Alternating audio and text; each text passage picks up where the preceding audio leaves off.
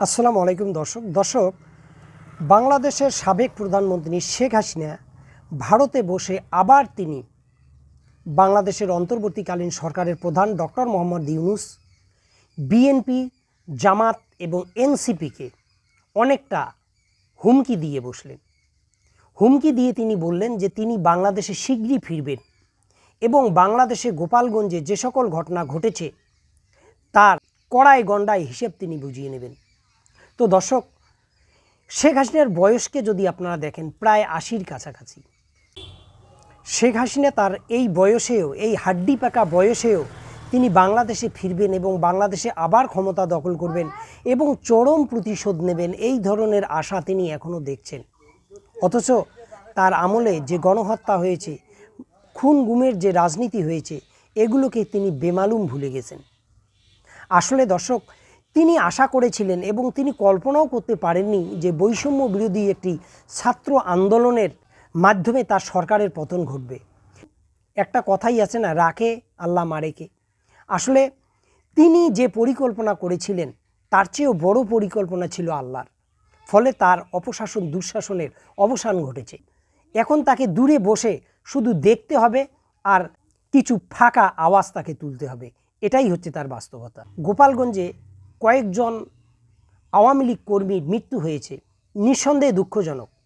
কিন্তু এই হত্যাকাণ্ডের পিছনে সেনাবাহিনী থাকুক আর পুলিশ থাকুক, যেই থাকুক, কিন্তু এই আওয়ামী লীগ কর্মীদেরকে উত্তেজিত করে পথে নামিয়েছে এই শেখ হাসিনা এবং তার দলের কিছু নেতৃত্ব, যারা বিদেশে থেকে সাধারণ কর্মীদেরকে খেপিয়ে তুলে একটা অরাজকতা পরিবেশ বাংলাদেশে সৃষ্টি করার চেষ্টা করছে।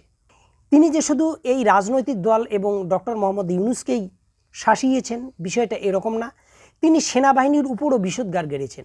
যে সেনাবাহিনীর প্রধান ওয়াকারুজ্জামান সাহেবকে তিনি যে সেনাপ্রধান করেছেন, তার অনেক আশা ছিল যে তার নিদেনকালে, বিশেষ করে জুলাই আগস্টের যখন বিপ্লবটি সংগঠিত হয়েছিল, যখন পুলিশ, র্যাব সবাই ব্যর্থ হয়েছিল, তখন এই সেনাপ্রধানের কাছে তার চাওয়া ছিল তারা যেন তাণ্ডব চালিয়ে এই বিপ্লবকে থামিয়ে দেয় এবং শেখ হাসিনার যে ক্ষমতা সেটাকে যেন পাকাপোক্ত করে।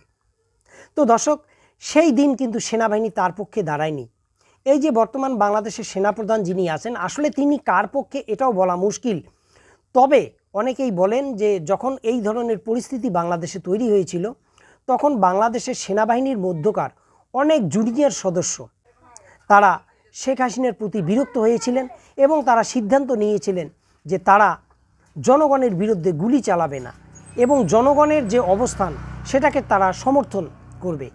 এই প্রস্তাবে সেনাপ্রধান অনেকটা বাধ্য হয়েই জনগণের কাতারে এসে দাঁড়ায় এবং শেখ হাসিনার যে প্রস্তাব, সেই প্রস্তাবকে প্রত্যাখ্যান করে, কিন্তু শেখ হাসিনাকে যাতে সেফ এক্সিট দিয়ে ভারতে পৌঁছে দেওয়া যায় তার ব্যবস্থা করে।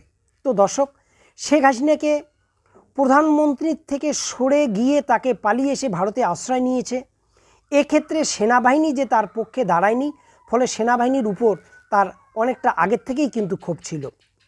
তো দর্শক, এতদিন ইউনূসের বিরুদ্ধে, জামাতের বিরুদ্ধে, বিএনপির বিরুদ্ধে তার কথা বলা হলেও সেনাবাহিনীর বিরুদ্ধে কিন্তু তিনি এই প্রথম কথা বলতে শুরু করেছেন এবং এই সেনাবাহিনীকে যাতে আন্তর্জাতিক মঞ্চে বিতর্কিত করা যায় তারও চেষ্টা কিন্তু তারা করে যাচ্ছেন।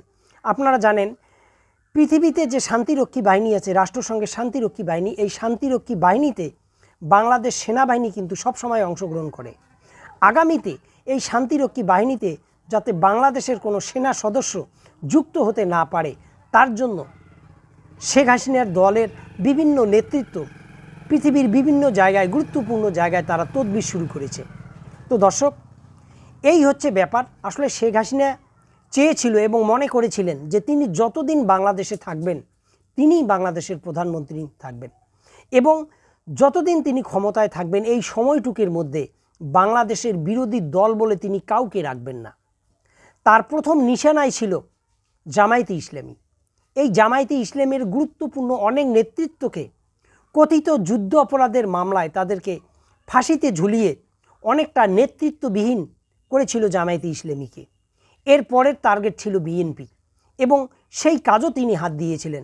আপনারা জানেন, বিএনপির যিনি ভারপ্রাপ্ত মহাসচিব তারেক রহমান এই আওয়ামী লীগ সরকারের ভয়ে তিনি দীর্ঘদিন লন্ডনে ছিলেন এবং এখনও তিনি লন্ডনে আছেন।